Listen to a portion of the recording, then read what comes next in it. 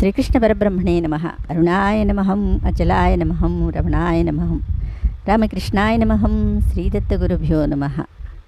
కృష్ణాయ వాసుదేవాయ దేవకీనందనాయ నందగోపకుమారాయ గోవిందాయ నమో నమః. మన నారాయణీయంలోని 45వ దశకం శ్రీకృష్ణుని బాల్యక్రీడలు. శ్రీకృష్ణ పరబ్రహ్మణే నమః. ఐ సబలమురారే పాణిజాను ప్రచారై కిమపి భవన భాగాన్ భూషయంతో భవంతో చలిత చరణ కంజో మంజు మంజీరసింజ శ్రవణ కుతుక భాజో చేరతుశ్చారు వేగాత్. ఇక్కడ కృష్ణయ్యని బలరాముణ్ణి ఎంత అందంగా చిన్నప్పటి బాల్య క్రీడలు చూపిస్తున్నారు. స్వామి, నీ అన్న బలరాముడితో కలిసి మీ ఇద్దరు చేతులతో మోకాళ్లతో ఇంటి నలుమూలలా తిరుగుతూ నందుడి గృహాన్ని ఎంతో శోభాయమానంగా చేస్తున్నారు. మీరు అలా తిరుగుతున్నప్పుడు మీ కాళ్ళకి వేసుకున్న గజ్జలు గల్లు గలిమని ధ్వనిస్తూ చెవులకి ఆనందాన్ని ఇస్తున్నాయి. పాకేటప్పుడు చేతులతోటి మోకాళ్ళతోటి పాకుతారు కదా, అలాంటప్పుడు ఆ కృష్ణయ్యకి వేసిన ఆ కాళ్ళకున్న ముంగురులు అవునా, ఇవన్నీ కూడా ఆ చప్పుళ్ళకి ఆ నందుడి నందుడి భవనమే అనుకోండి, ఎంతో శోభామానంగా ఉంది. అంటే మీరు ఒకసారి ఊహించుకోండి, మన పిల్లలే చిన్నప్పుడు పాకుతున్నప్పుడు దాని మీద మనం మెత్తటి దుప్పటి వేస్తాం పాకే టైంలో కదా, అవునా, మఖమల్ దుప్పటి, దాని మీద వాళ్ళు పాకుతూ ఉంటే ఎంత ఆనందంగా కలిగిస్తుంది. అలాంటిది కృష్ణయ్య. వాళ్ళ రూపాలు ఎలా ఉన్నాయి? మృదు మృదు విహసంత ఉన్మిషద్దంతవంతో వదన పతిత కేశౌ దృశ్యపాదాబ్జదేశౌ భుజగలిత కరాంత వ్యాలగత్ కంకణాంకౌ మతిమహరతముచ్చై పశ్యతాం విశ్వనృణాం. మీ ఇద్దరూ చిరునవ్వులు చిందిస్తున్నప్పుడు మీ కొత్త దంతాలు మెరుస్తున్నాయి. అందమైన మీ ముఖాలు మీద మృదువైన ముంగురులు పడుతున్నాయి. మీరు ఆటలాడే సమయంలో మీ ఇద్దరి చిన్న పాదాల అడుగు భాగం ముందుగా కనిపిస్తోంది. పాకుతున్నప్పుడు ఏం కనబడుతుందండి? పాదాలకి ముందు అడుగు భాగమే కనబడుతుంది కదా, అవునా, పాకేటప్పుడు.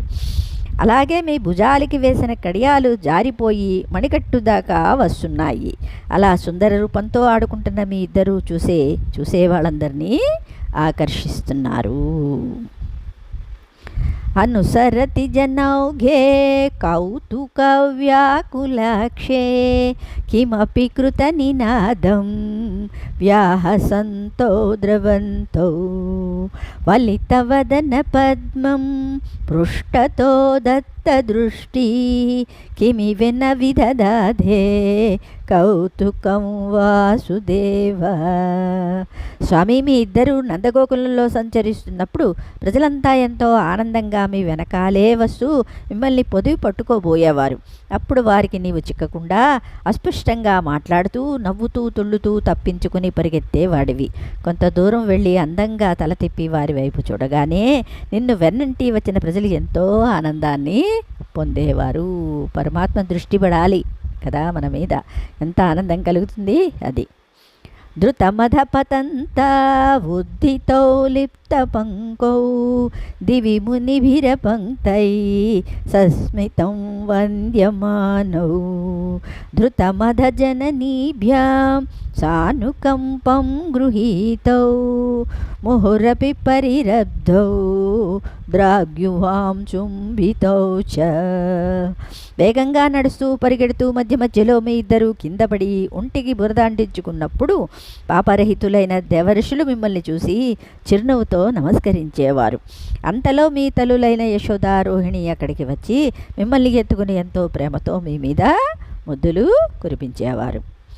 స్మృతకుచభరమంకే ధారయంతి భవంతం తరళమతి యశోద ధన్యధా ధన్య ధన్య లావణ్య కపటపసుపमध्ये ముగ్ధహాసాంకురం తే దశనముకుళహృద్యం వీక్షవక్త్రం జహర్ష.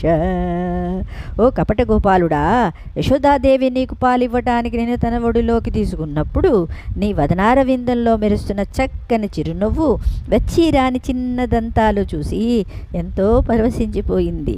నీ తల్లి జన్మ ఎంత ధన్యమో కదా అన్నారు కృష్ణయ్య. తదనుచరణచారీ దారకైసాకమారత్ నిలయతతిశులేఖేలన్ బాలచాపల్యశాలి భవన సుఖ బిడాలాన్ వత్సకాంక్షానుధావన్ కథమపి కృతహాసై గోపకైర్వారితో భూ. కొంతకాలం గడిచాక నీవు మెల్లమెల్లగా నీ చిన్న కాళ్ళతో నడవటం ప్రారంభించావు. నీ ఈడు పిల్లలతో ఆడుకుంటూ బాల్య చాపల్యంతో చిలుకలను చిన్న చిన్న ఆవుదూడలను వెంబడిస్తూ వాటితో పరిగెడుతూ ఆటలాడుకోవటం చూసి అక్కడ గోపాలులందరూ ఆనందంగా నవ్వుకునేవారు. తిరిగి వారు నిన్ను పట్టుకుని అల్లరి చేష్టలు మానమని నిన్ను బ్రతిమాలేవారు. హలధరసహితస్త్వం యత్ర యత్రోపయాతో వివసపతితనేత్ర తత్ర తత్రైవ గోప్యాః విగలితగృహకృత్య విస్మృతాపత్యగృహ్య భృత్యాః మురహర ముహురత్యంతాకులా నిత్యమాసన్. స్వామి, నీవు నీ అన్న బలరాముడు కలిసి కనిపిస్తే చాలు అక్కడ గోపికలంతా ఎంతో ఆనందంతో నిన్నే చూసేవారు. వారంతా తమ ఇంటి పనుల్ని సైతం మర్చిపోయి తమ సేవకులు తమ పిల్లల్ని గురించి కూడా పట్టించుకోకుండా ప్రతిరోజు నిన్ను చూడాలని ఆరాటపడేవారు.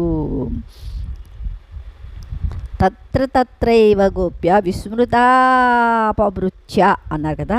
విస్మృతాపత్యభృత్య అంటే పిల్లల్ని, భర్తని, అందరినీ కూడా, సేవకుల్ని అందరినీ మర్చిపోయేవారన్నమాట.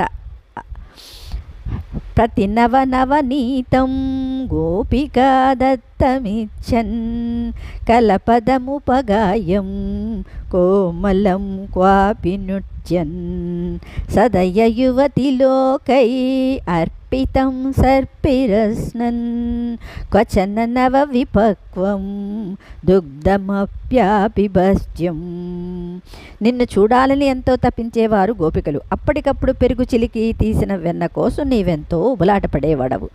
ఆ గోపికలు ఎంతో మురిపెంతో నీకు వెన్న తినిపించేవారు. వారంతా కొరగా నీవు మధురంగా గానం చేస్తూ కనువిందుగా నాట్యం చేస్తూ వారికి ఆనందాన్ని చేకూర్చేవాడవు. గోపికలు ప్రేమతో ఇచ్చే నేతిని వేడివేడి పాలలో కూడా త్రాగేవాడవి.